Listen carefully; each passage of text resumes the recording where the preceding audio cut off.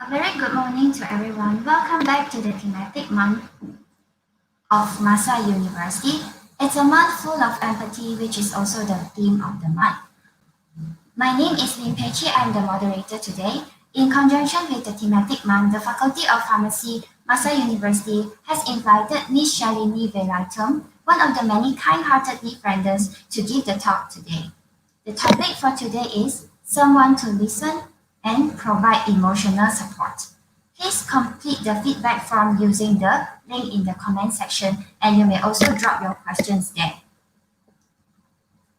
For your information, Ms. Shalini is the Outreach Director of Befrienders Penang. She completed her Master's in Education Psychology in University Science Malaysia.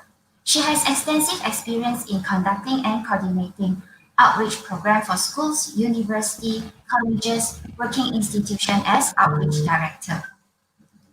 For many people, including you and me, the COVID-19 pandemic has had a significant impact on our emotions. Regardless whether or not a person has a high risk of infection, it's common to feel powerless, overwhelmed, confused, and anxious about the pandemic, especially in a year when we have more isolated than normal. Now more than ever, it is crucial to raise awareness about suicide prevention and how we can all take steps to promote healing and hope. Therefore, I would like to welcome Ms. Shalini to share with us a very important subject matter that is not often talked about, suicide and mental health. Please welcome Ms. Shalini. Thank you very much, Dr. Lim. Hi, I'm Shalini from Befrienders Penang, and I'm very happy to share on the very serious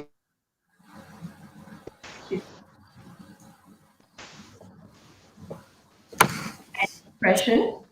Now, suicide has been very rampant nowadays. It is said to be a permanent solution to a temporary problem. Now, this is actually happening globally and also in Malaysia. Now, if we look at the statistics, it is estimated, thank you so much, that about 1 million people commit suicide every year, and this is according to the World Health Organization. Now, in Malaysia, if you see, according to the National Suicide Registry, 7 people die due to suicide daily, and that is an estimated of more than 2,500 people per year. 140 attempts per day, which equals to about 50,000 per year. Now, how serious is this rate of suicide that is happening in Malaysia? Which age group is most likely to develop depression in suicidal tendency? Are there groups of people as well? Thank you very much for that question. Well, actually, those who are more prone to depression and have developed suicidal tendencies, according to research, are those from the age of adolescent until young adulthood. So it's from 15 to 24 years old are among those affected by depression. And according to the National Health Morbidity Survey, out of 500,000 Malaysians, 108,000 of them are these young Malaysians. So it's so serious, and you can see what is happening to our young Malaysians. Now, there's also another research which states that suicidal thoughts have increased from 7.9 to 10% in recent years. And this is mainly due to the stress of academic and social struggles that the young people nowadays actually face. Now, those typically in colleges and universities now, if you see, everything is being done online. And they have a lot of screen time in front of a computer. But do they have actually time to actually spend outdoors doing the activities to release their stress? That's one. And second, do they have effective coping strategies such as talking to their friends and family when they feel stressed? So this is something which is lacking among the youth nowadays, focusing a lot on social media and also a lot on online activities, neglecting all these other activities which helps them to release their stress. Now, besides that, if you see having a lack of a stable environment at home, for example, having a lot of family conflicts at home would actually also contribute to these young people going into depression because they themselves are lacking problem solving skills and they have low self-esteem.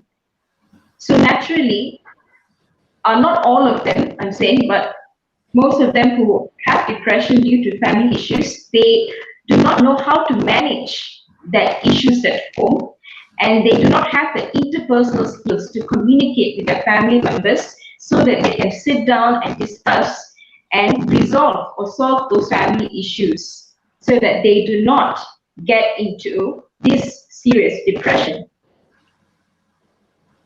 Thank you. Other risk factors for these youth include the earlier slide. Okay, they have difficulty to manage their emotions. You know, suddenly, if you notice, if you have a young adult, they have certain emotions of sadness and anger from one spectrum to the other. So they do not actually know how to manage their emotions due to the fact that they are still young and they still have those physical changes that is happening within them. Now, second reason why they can't regulate their emotions is because they don't have coping strategies within themselves to regulate their emotions, such as activities like exercise that would help them to release their stress. And also some of them have mindfulness activities which some youth, they don't engage in. Also another thing, they most probably do not have someone to guide them how to manage their emotions at that period of time. So it is normal for these young people who are lacking in how to regulate their emotions to fall into depression easily. The next thing you see is that they have lots of challenges to identify or build their own identity. So they face an identity crisis, meaning they don't even understand what is their own abilities, their strengths, their weakness, and also sometimes they don't understand what are the thoughts that is coming in. So they have a confusion of mind. Next is these youths, why they develop depression is they have too much of high expectation among themselves, or they call it a perfectionistic personality. So meaning they actually do things of a very high, with a very high expectation, and if they fail to achieve it, they see themselves as a big true, because although it is just a task at hand and it's not their whole personality is a failure, but they choose to identify themselves as a failure due to their perfectionism.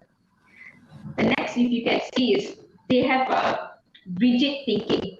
So what it actually means is they do not have creative ways to solve a problem. They usually just go by the book. They have black and white thinking. So if plan A, plan B doesn't work, so they just give up totally. So you call it the strawberry generation, where they actually face difficulties and they only have limited solutions. So they do not use their own adaptability. They're not flexible to come up with other solutions. That's one of the risk factors for youth to develop depression and suicide. So next. So if you see the other risk factors for older people, now if you see typically older people, they're 28 and above, they are working from home and they may have suffered a loss of income or jobs. So especially during this COVID situation, a lot of people who have actually experienced this, they are into depression because of the issues that they have faced due to their loss of jobs, income, businesses. So this is something for us to actually look into and identify any of those people who have experienced this around us to actually be there for them. The next one is the recent death of a friend or family member. So to those who have experienced a death recently because of grief, they would actually go into depression. And of course, if you see relationship problems, this is one of the common problems where they might be facing abuse physically, emotionally, and mentally from their partner, and also they have serious conflicts with their partner and they do not know how to resolve it. And the relationship is actually becoming more and more harmful for them mentally and psychologically. So they resolve into depression, they go into depression, and they might have suicidal tendencies. Okay, the next would be a very common issue that is ongoing bullying. Now, if you see bullying happens in the workplace from colleagues or even from a superior, it may happen from family members and also on social media. Even recently, a lot of posts, insulting posts about a person is put, and the the youth or even older adult may develop depression because they take in the comments very seriously. All right. Now, if you look next,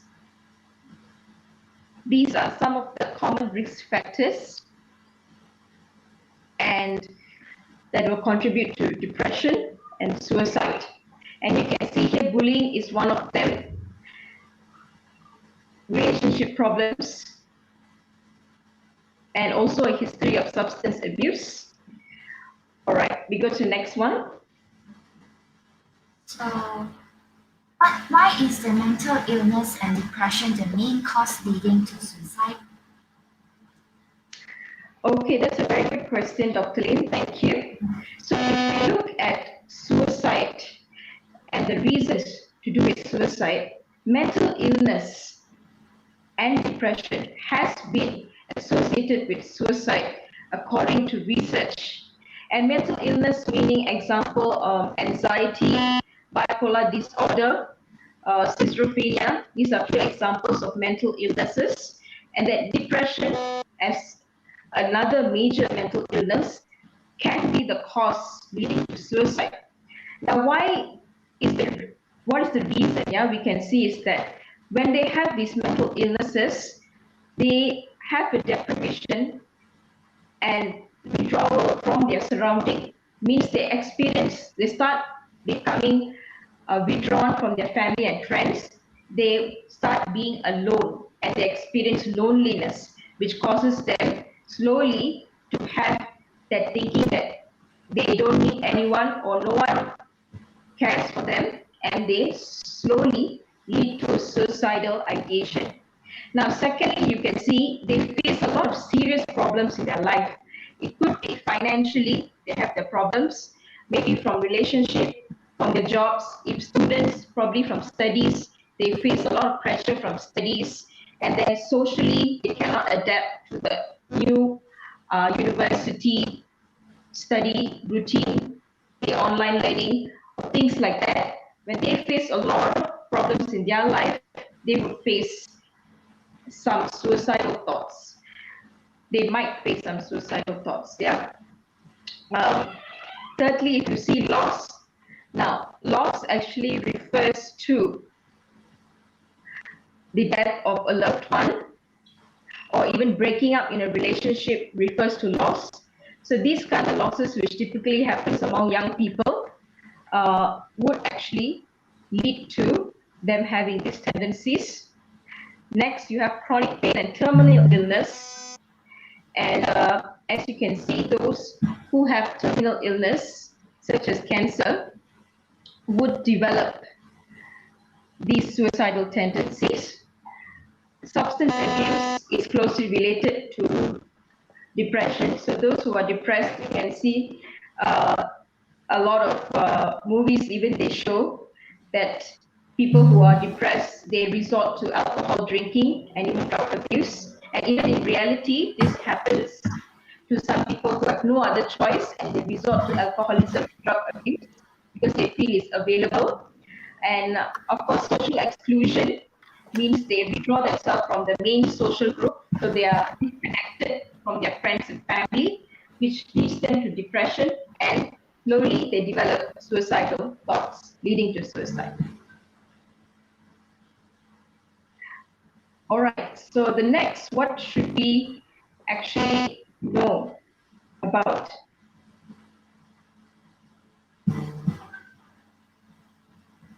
Next.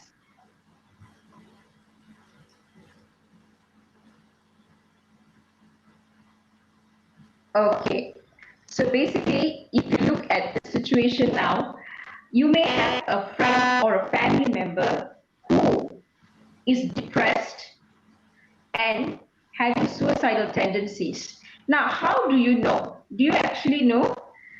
Dr. Lim, do you know if any of your friends or family have suicidal tendencies?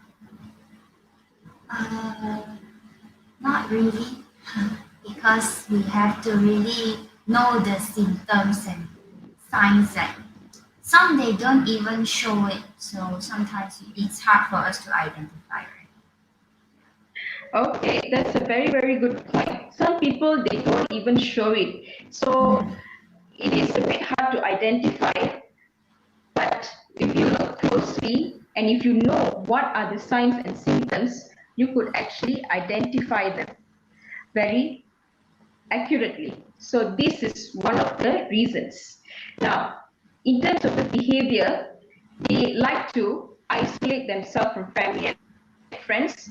So as I mentioned, they like to spend very less time with the family and friends. They prefer to be alone because they feel that inside they are feeling that they may be a burden to their own family and friends, and they're feeling not very good. They're feeling hopeless inside, and that they're not useful to others. So they would actually withdraw from their family and friends.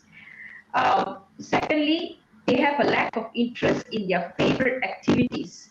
So what does this mean is maybe some people, they like to do gardening, cooking, reading, doing yoga, Zumba. So these are the favorite activities that they look forward to every week.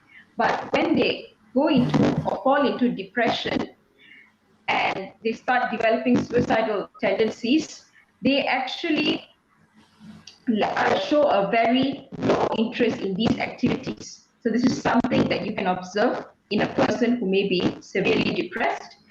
Okay, third you can see is sleeping too much or too little.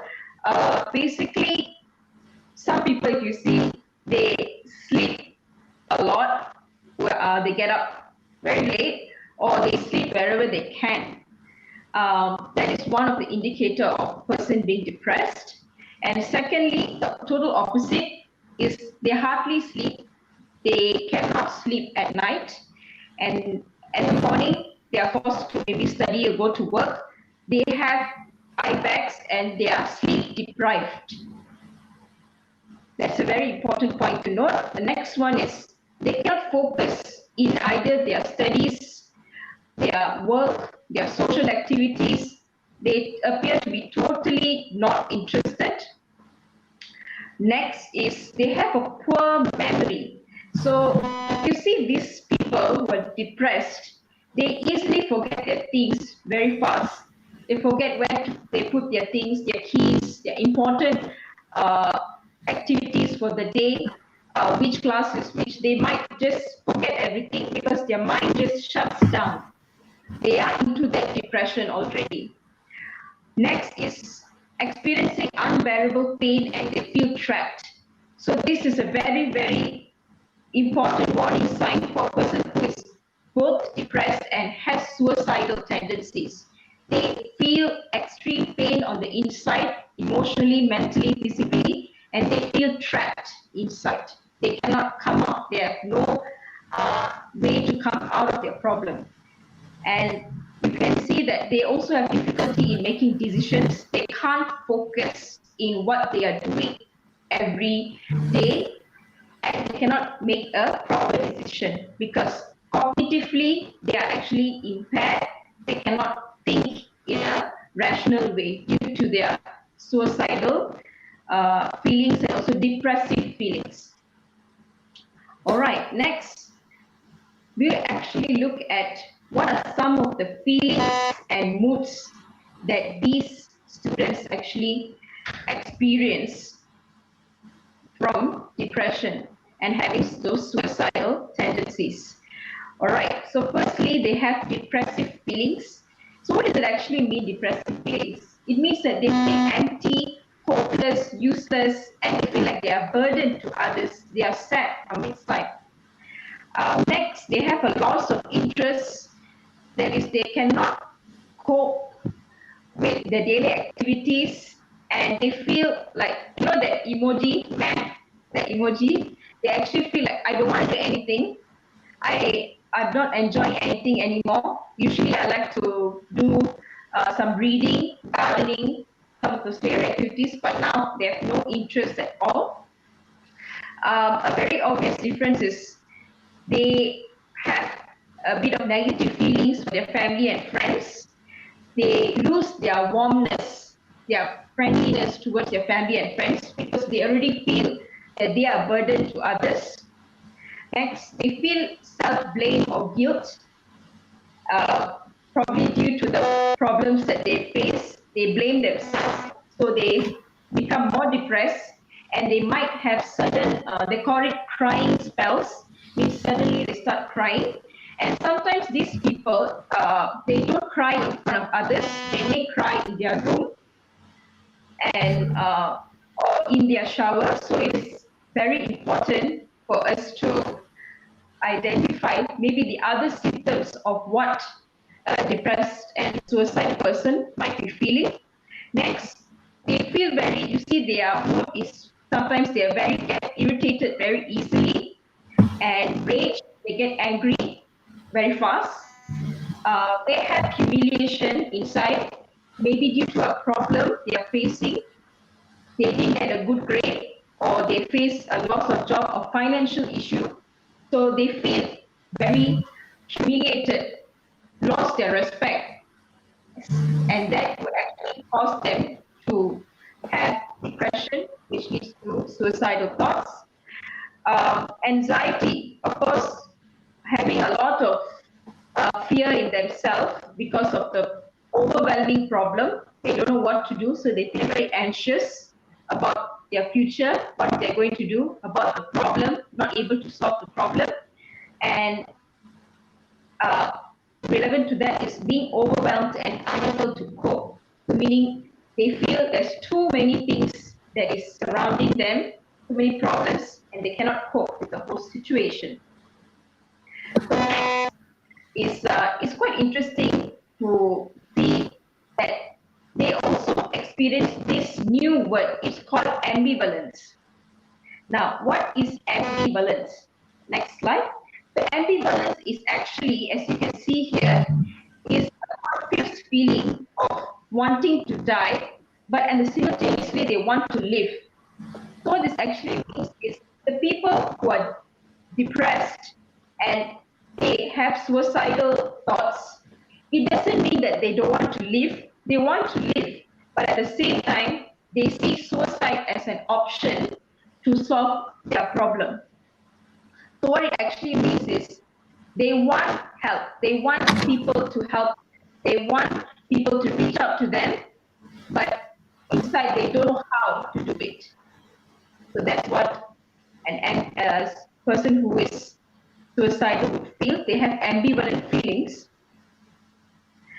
And next, we can actually see that these are some of the verbal cues that we can use to identify those who have suicidal thoughts. So these are the examples, and the examples are, if you hear your friends and family saying this, you could probably stop and try to recognize whether they are depressed and whether they might be having suicidal thoughts. I can't go on any longer. Very common one, I can't take it anymore. So if they have loss of job, relationship problem, all things coming at one time, usually this is what they might say. I feel very tired. I feel worthless and life is not worth it. I can't concentrate during my studies or work. I cannot stand the pain anymore. I feel very empty inside. So these are actually some of the common things that a suicidal person might face. All right, so let's just ask Dr. Lim today about certain facts about suicide. So Dr. Lim, Yes, if you can say if this statement true or false. So I'll just tell the statement so you can let me know if they are true or false. yes. People who talk about suicide are just trying to get attention. I think it's false. Okay, so let's see. You're right, Dr. Lim. So people who die by suicide, they usually talk about it first. If you really observe, those people who post a lot of things about what they're going through, negative emotions on Facebook, about their life is not worth living, and a lot of their pain. They usually in terms of even posts they have in terms of posts and writing on social media, Facebook, Instagram, they are actually in pain and they are reaching out for help because they do not know what to do and they have lost hope or are slowly losing hope. So if you find any of your friends and family doing this, always take what they say about suicide seriously because they may be thinking about suicide. So this is one of the indicators. So next, what is the fact that we can see? Okay, so this one too, Dr. Lim, what do you think? Once people decide to die by suicide, there's nothing you can do to stop them. I think it's false. Yeah.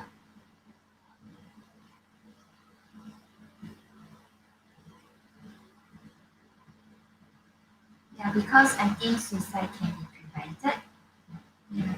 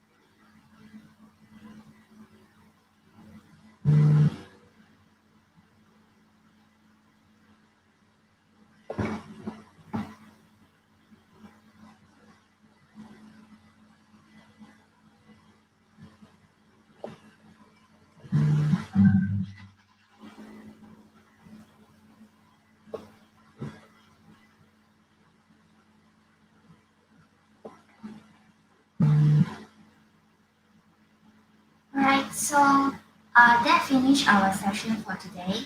Uh, Thank you very much for joining us. And also, I would like to